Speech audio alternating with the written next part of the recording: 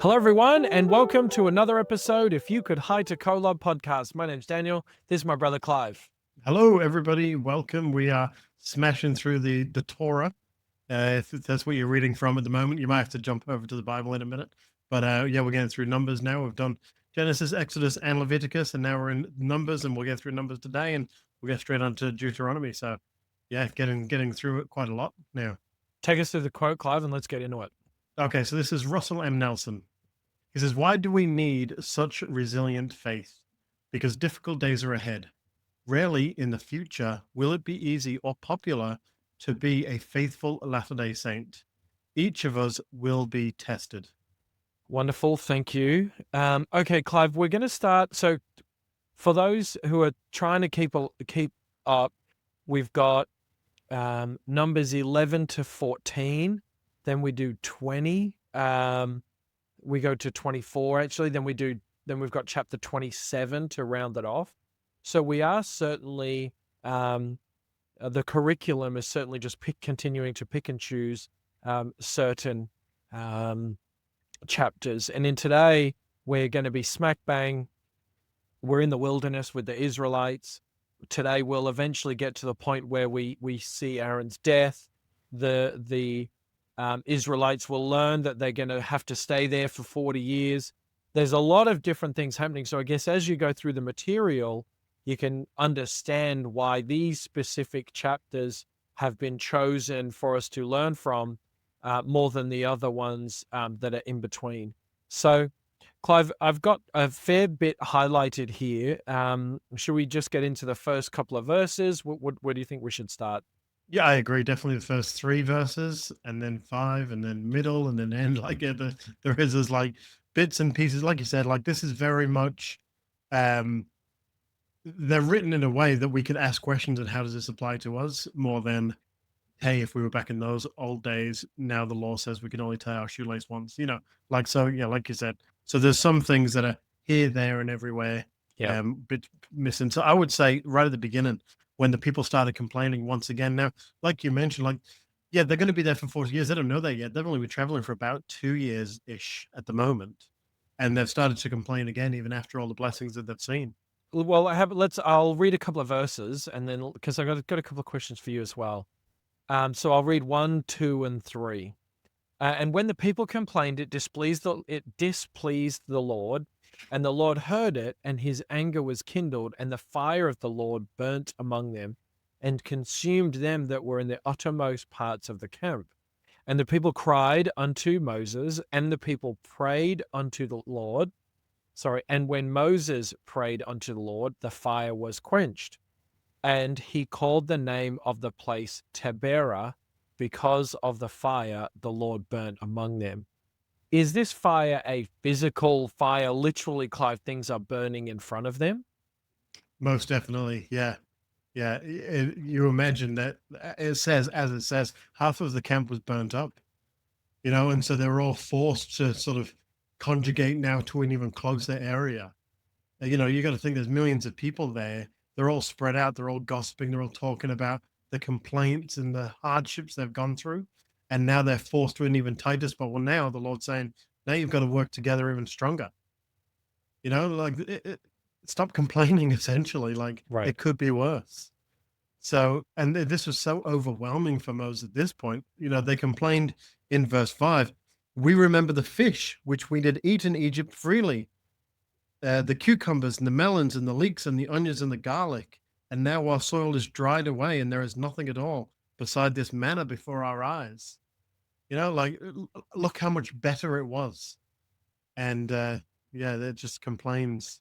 Clive, I did read this, and I did think how quickly in our own lives do we get to a point, we might be fasting, we might be praying, whatever it is, and we get to a point, we get to a status where we're really comfortable, in certain parts of our life. And then at a point in time, that becomes not enough. And actually, another situation is better than the one we're in now, or parts of our past are better than parts of our present. And I feel like this is what's happening here. These guys were all in Egypt. They were slaves. They were beaten, they were killed, they had no control over their own destiny. Now those problems are all eradicated. The problems that they didn't even or the blessings that they weren't even aware of that they had in Egypt, obviously being able to eat fish, fruits, vegetables. Now they're out here in the wilderness and they're going, well, okay, you've got rid of us not being in slavery, but you didn't let us keep the things that we liked. Can we have them back? Can we have the best of absolutely everything? And these guys are taking it to another level where it's not just they're going, can we have the best of everything? They're saying this is a disaster because we don't have the best of everything. Because we only have good bits in some areas. Actually, let's go back to slavery where where it was easier to eat. This is a really big call, and I think this cycle that people go through even nowadays is the same as what we're reading. Well, I think you're right. You know, you try hard in church, you try hard to do the right thing, be a good person, but your neighbor does whatever they want to do, and they're just as well off as you. And you sort of go, well, where's my blessing? What do I get from this? And just because blessings aren't immediate doesn't mean they don't happen. Even if they don't happen in this life, the blessing of being celestial is a great blessing. So yes, times are difficult. No, God's not saying go build an ark. Like there is no, this is coming any minute now. It's all just be good, do the primary answers, and you will be blessed. And sometimes it is difficult to see that. Even Moses, it was difficult for Moses to even look at this because Moses here, um, it talks about, I'm just going to skip ahead a little bit, Daniel. It talks about Moses hearing all these people and constant complaints. And he says in 14, I am not able to bear all this people alone because it is too heavy for me. And if thou deal thus with me, kill me, I pray thee, out of hand, if I find favor in thy sight, and let me not see my wretchedness. So he's going, I can't take this anymore. I can't take the burden that I've got. It's way too heavy for me. Millions and millions of people are complaining to me. It would be easier if you just took me out of this life, took me out of this burden, and just let me go. That's how hard it was, even for Moses. Yeah, which is a really, really full-on thing.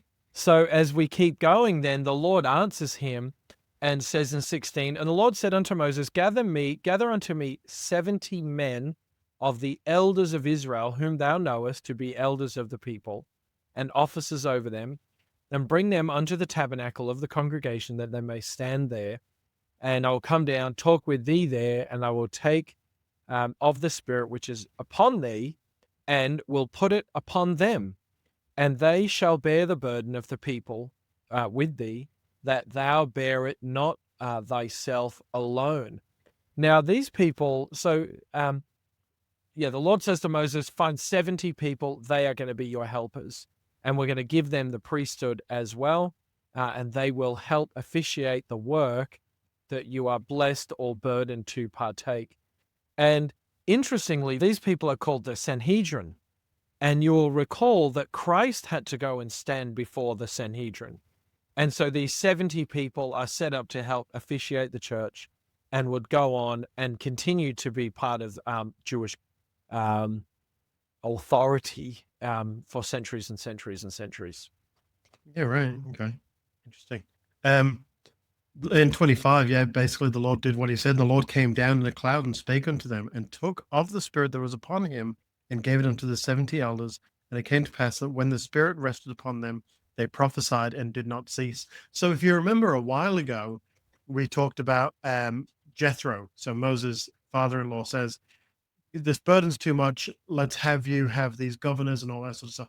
But that is just like a physical governing, like look after these people, but not in a spiritual sense. Now the Lord has organized a governing body in a spiritual way. So now, like you said, they have the priesthood. They come down. The Lord actually speaks to them. These are truly called men. So it's not just Moses defending the Lord now. He's got all of these 70 men going out, helping these people understand what the Lord has provided for them. Okay, let's continue going here. We've got the next kind of section I've got is, Clive, we start at verse 31. So there is a complaining from the people about the food. There's the manna. And now we get quails. And so in 31, it says, there went forth a wind from the Lord and brought forth quails from the sea and let them fall by the camp, as it were a day's journey on this side, and as it were a day's journey on the other side, round about the camp, and as it were 2 cubits high upon the face of the earth.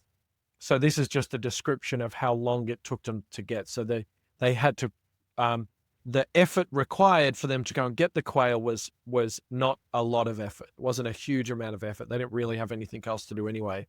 But this is an answer here. So we recall that the chapter starts off with the people saying, "This is the worst thing ever. Wish we were slaves. Slavery would be better than what we're going through now." Moses says, "Well, I'd rather die than lead this. The burden is too great." So Lord has instantly blessed them with 2 things: the Sanhedrin, the quorum of the 70, and now with meat, with the quail. However, it isn't really a blessing.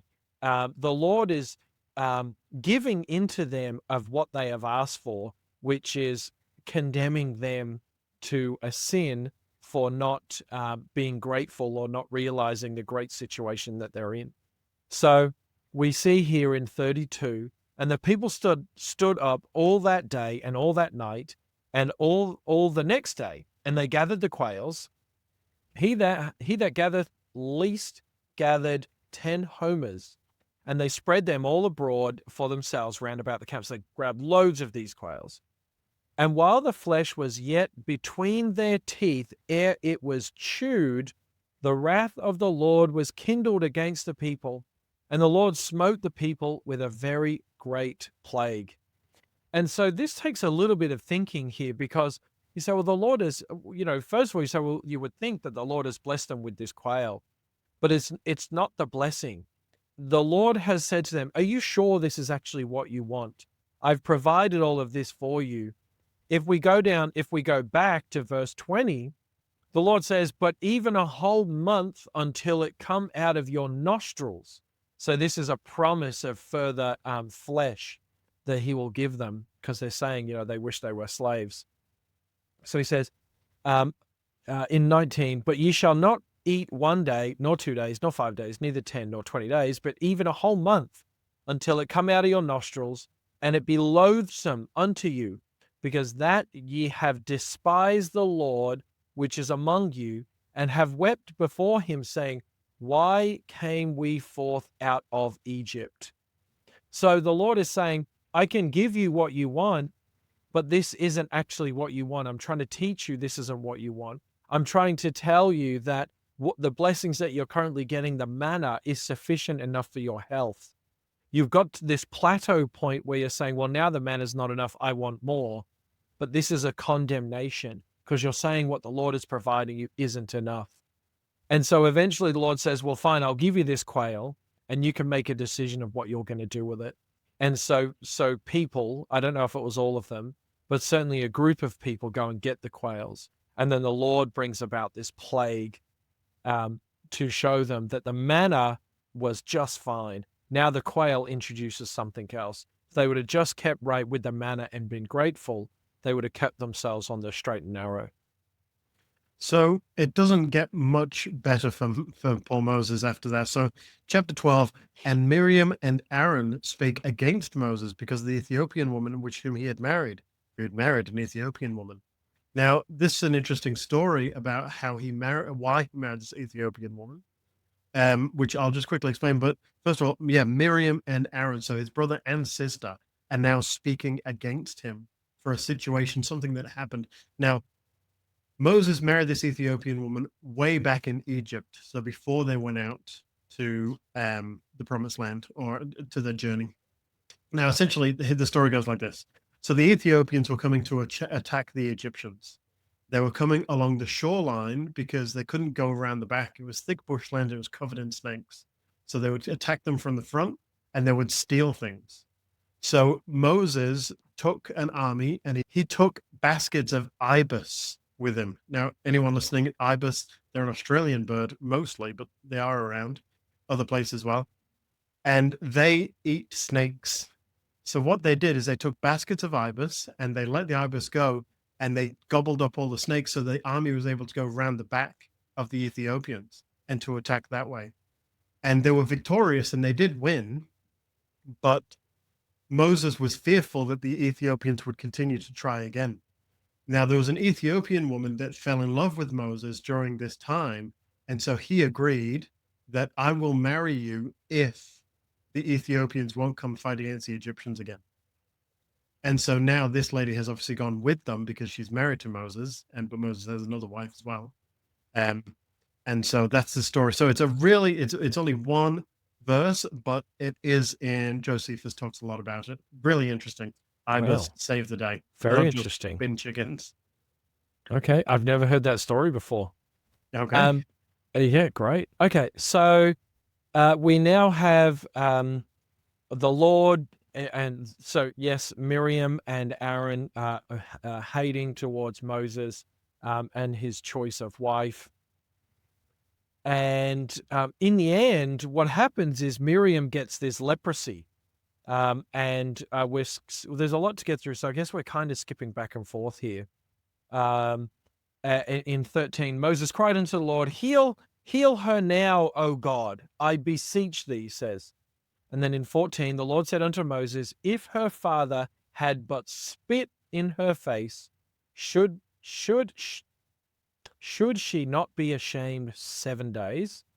Let her be shut out from the camp 7 days, and after that let her be received in again.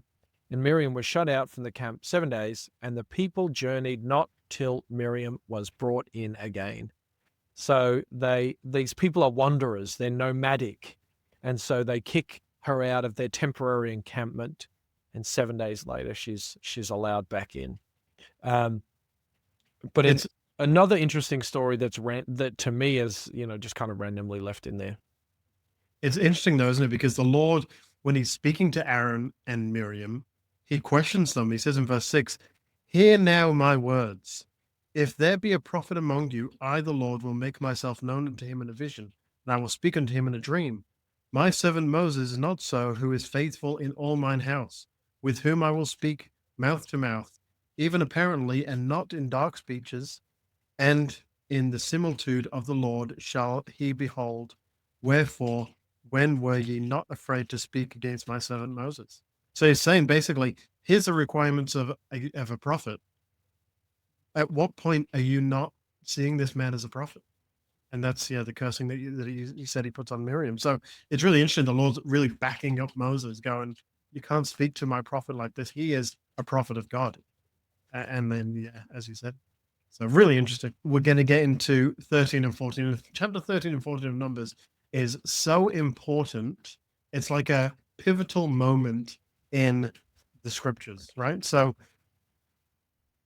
basically so in chapter 13 there's a lot of, you'll see of the tribe of this and of the tribe of that, and there's and the sons and sons and sons. So basically I'll explain real quick what's happening at the beginning here. So 12 spies are sent to scout out Canaan. They come back, so sorry, 12 spies are here. They're the ones listed there. They're sent out to scout the land of Canaan, and they come back with fruit. And they come back and they say that this place is the promised land. It's the land of milk and honey, essentially. What does he say in verse 26 to 29? And they went and came unto Moses and Aaron and to all the congregation of the children of Israel unto the wilderness of Paran to Kadesh, and brought back word unto them and unto all the congregation, and showed them the fruit of the land. And they told them and said, we came unto the land whither thou sentest, and surely it floweth with milk and honey, and this is the fruit thereof. So excellent, great place. And the fruits are figs, Clive, pomegranates, grapes, like delightful. Yeah, not the boring fruit, apples and oranges. Figs. But then this is what they said: nevertheless, the people be strong that dwell in the land, and the cities are walled and very great. And moreover, we saw the children of Anak there. So we've spoken about the Anak, that these are giants. We've spoken about this before, and it does say in this one. This is what we referenced actually in 33, but I'll keep going to 29. The Amalekites dwell in the land of the south, and the Hittites and the Jebusites and the Amorites dwell in the mountains, and the Canaanites dwell by the sea and by the coast of Jordan. So they're saying that it's surrounded. It's surrounded by these people. Not only is it walled and full of giants, but it's also surrounded by these enemies. And in well, the this is 31. I'm just going to skip to 31 and I'll go back. But the men that went up with him said, "We are not able to go up against the people, for they are stronger than we." So there's all of these people. Yes, there's land of milk and honey, and it is amazing, but we will not be able to beat them. This is the concern that they have. But Caleb, in verse 30, Caleb stilled the people before Moses and said, "Let us go up at once and possess it, for we are able to overcome it." Caleb had the faith that we trust the Lord. Look at all of these things that have happened. We trust that the Lord will provide a way. But everyone else was too frightened. They're going, no, there's no way that we can beat these people. And so after everything that's happened, and they don't have enough faith that the Lord will provide a way, this is what causes this state of, I don't know what you'd call it, but this is essentially the position they're in now and why they're stuck there for so long. Verse 32, and they brought up an evil report of the land which they had searched unto the children of Israel, saying, "The land, though, which we have gone to search for, it is a land that eateth up the inhabitants thereof, and all the people that we saw in it are men of great stature.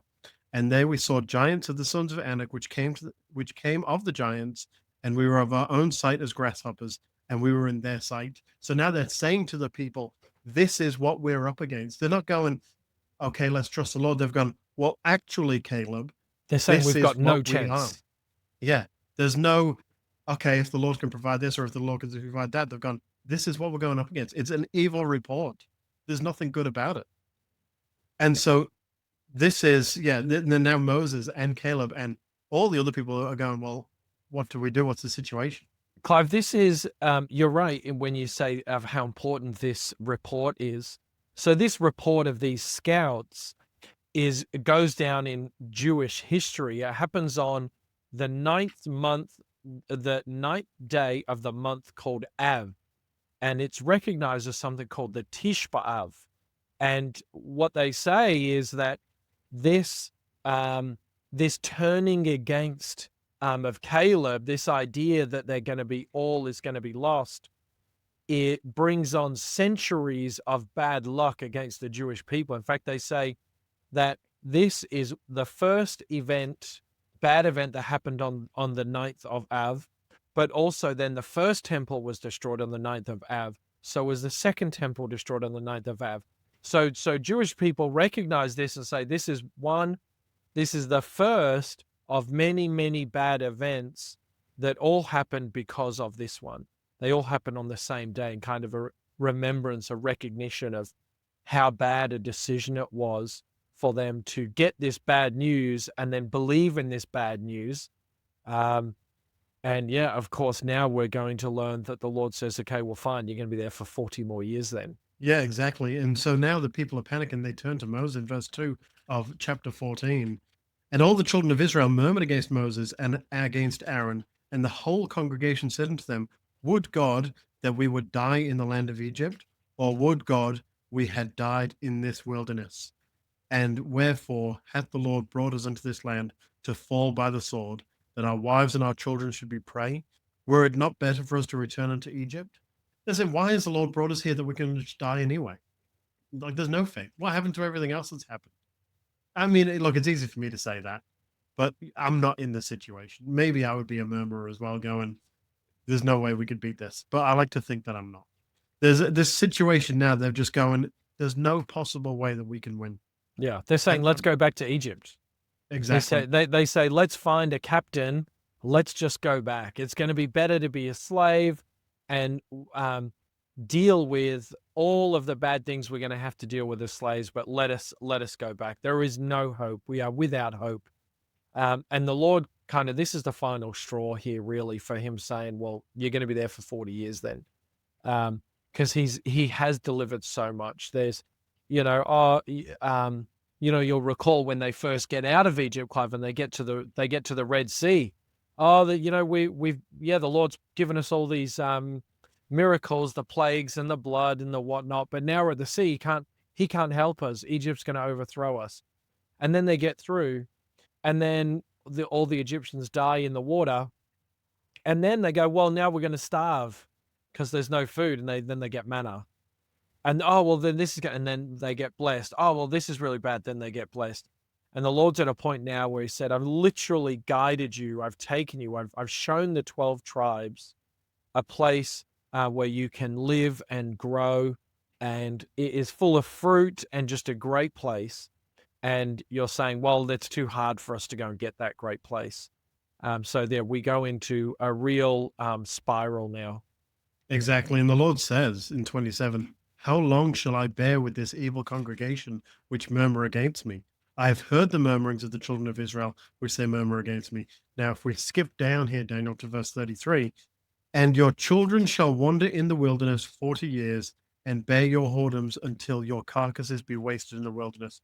And why 40 years? Verse 34, after the number of days in which ye search the land, even 40 days, each day for the year shall ye bear your iniquities, even 40 years, and you shall know my breach of promise. So it's 40 years because you've searched the land 40 days. And so for your rebellion against me, I will add 1 year to each day that you've searched. And only your children. So basically, anyone under 19 will inherit it. Anyone over 19 won't, except because Caleb and Joshua, this is back in 24, my servant Caleb, because he had another spirit with him and hath followed me fully, he will bring into the land wherein he went, and his seed shall possess it. So Caleb, and it talks about Joshua as well in another bit, but they will possess the land. They will be there with everybody else to inherit it because they trusted that the Lord would do it, but they were just outnumbered. Yeah, a real pivotal point here. So then we go to 20, and the first thing we learn in 20 is that Miriam dies. So this is an important point for Moses. And now we have water. So the people are complaining. There was no water for the congregation. They gathered together against Moses and Aaron. Would the Lord have rather that we die? This is a real go-to line for these people. Well, would the Lord rather that we starve? Oh, would the Lord rather that we this or that? Now they're saying, would he rather that we die because we've got no water? And this is a moment for Moses that he would serve him poorly for his decisions and would go on to be the deciding factor of why he wouldn't go on to live to see the new land. So the Lord meets with him. If we look at 7 and 8, the Lord spake unto Moses. So he's gone. The Lord's gone. Sorry, Moses and Aaron have gone to the Lord and said, what do we do now? And the Lord spoke unto Moses, take the rod and gather thou the assembly together, thou and Aaron thy brother, and speak ye unto the rock before their eyes, and it shall give forth his water. And thou shalt bring forth to them water out of the rock. So thou shalt give the congregation and their beasts drink. So this is now the play. The Lord says, talk to the rock, and you will be able to get out what you need from it. Yeah, that part you said that's highlighted. Speak ye unto the rock. That's what the Lord said. Speak ye unto the rock. This is the purpose. So Moses and Aaron gathered the congregation. This is 10 before them, before the rock. And he said unto them, hear now, ye rebels, must we fetch you water out of this rock? And Moses lifted up his hand, and with his rod he smote the rock twice, and the water came out abundantly, and the congregation drank, and their beasts also. So this rock is now giving 100 liters, 100 gallons, whatever it is that you're measuring in, but an unlimited supply of water comes out to the point where everyone can drink, even their beasts. So we know that this is a huge amount of water. And Clive, to your point, this is the trick here. The Lord specifically says, take the rod, gather them in assembly, and talk to, he says, and speak ye unto the rock before their eyes. So command the rock. I Moses command you the rock to give water. Moses doesn't do that. He taps the water. He hits the rock twice, and this is the method in which he uses for the rock to give up water. So in verse 12, Daniel, this is when the Lord really rebukes Moses for what he's done. The Lord spake unto Moses and Aaron, because ye believed me not to sanctify me in the eyes of the children of Israel, therefore ye shall not bring this congregation into the land which I have given them. The Lord, as Daniel said, the Lord said, speak to the rock, give the commandment. Out of frustration, he calls his people rebels. And out of frustration, he says there, he's in verse 11, he smote the rock twice. This is an angry Moses, a frustrated Moses. And the Lord's gone, you believe me not. Whether it be because you didn't do what I asked you to do, or you've just decided I can't just speak to it. I'm smiting the rock. The Lord did what he said he would do, but Moses didn't do it the way that the Lord asked him to do. And so the Lord said, from that purpose, you're not now going into the promised land. I can't have my people that aren't going to believe on me, don't have that type of faith in me to go into the promised land. I need this to be clean. That's why this generation is going to pass away before the people can go in.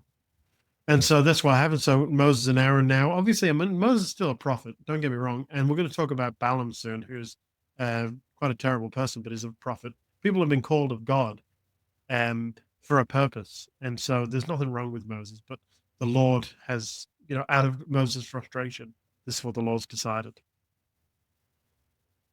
And then closer to the end here of 20, Aaron dies. So they go to Mount Har,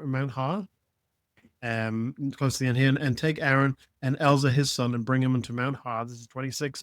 And strip Aaron of his garments and put them upon Eleazar his son, and Aaron shall be gathered unto his people and shall die there.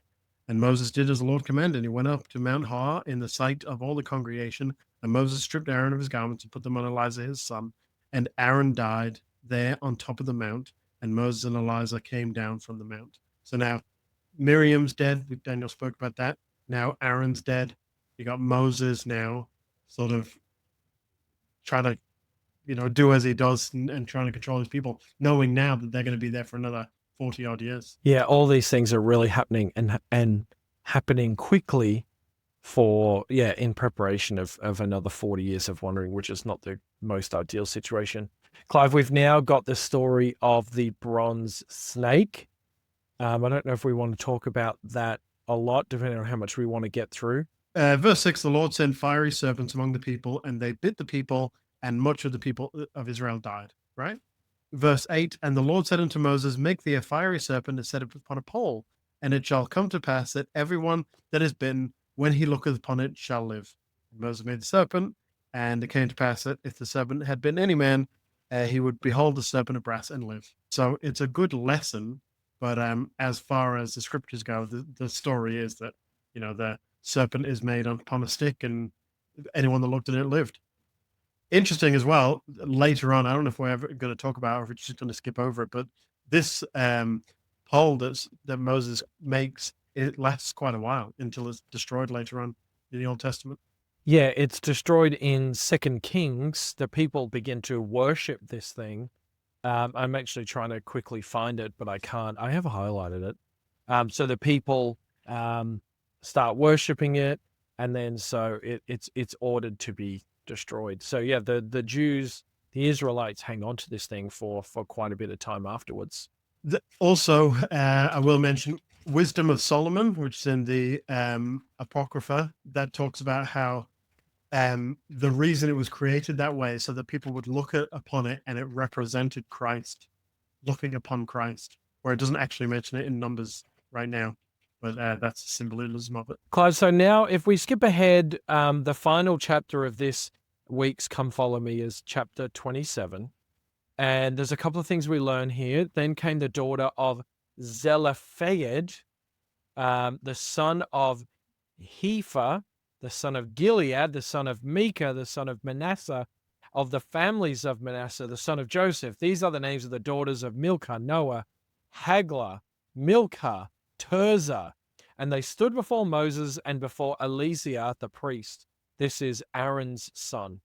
And before the princes and all of the congregation by the door of the tabernacle, and saying, Our father died in the wilderness, and he was not in the company of them, and gathered themselves together against the Lord in the company of Korah, but died in his own sin and had no sons. And then we learn this is a bit of a story here. Why should the name of our father be done away from among his family because he had no son? Give us therefore a possession among the brethren of our father. And Moses brought the case before the Lord. So this is this family saying, we want to still be known by this important person. We don't want to be just scattered now and someone will forget us and we will not be linked kind of to our lineage.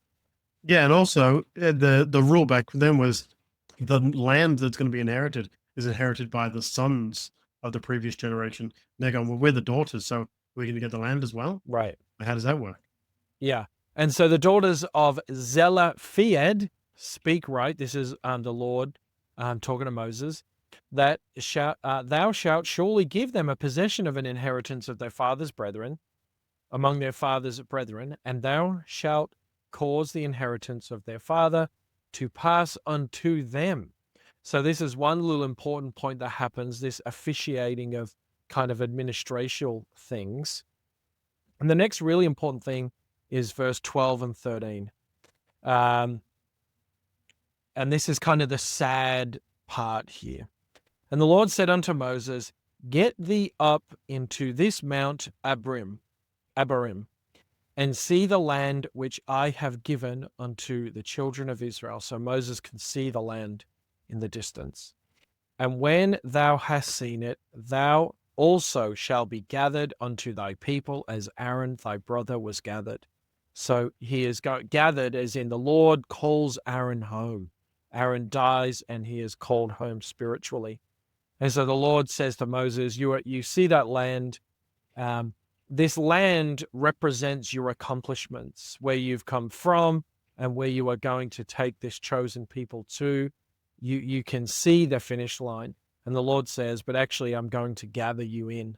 I'm informing you that you aren't going to make it. I'm going to gather you back home. It gives him a little bit of a saying here as well. And you rebelled against my commandment in the desert of Zin, in the strife of the congregation, to sanctify me at the water before their eyes. That is the water of Meribah in Kadesh and the wilderness of Zin. This is the water we talked about earlier. So this is it's kind of, I don't know if it's not sad, but this is kind of a final understanding of Moses of what his journey is going to entail. Yeah, and Moses wasn't selfish about it. He said, well, he asked for a successor, and he says that the people are not as sheep which have no shepherd. So they asked the Lord, can I have someone that can go and that can lead these people? And so right at the end here, it says, and Moses, so the Lord commands him to go and find someone. It says, take thee Joshua, the son of Nun, a man whom is the Spirit, and lay thine hand upon him. It's in 18. And then I'll jump down to 22. And Moses did as the Lord commanded. And he took Joshua and sent him before Eleazar the priest and before all the congregation. And he laid his hands upon him and gave him a charge as the Lord commanded by the hand of Moses. So now he is called. He is called and laid his hand upon by Moses to be the one to lead the people into the promised land.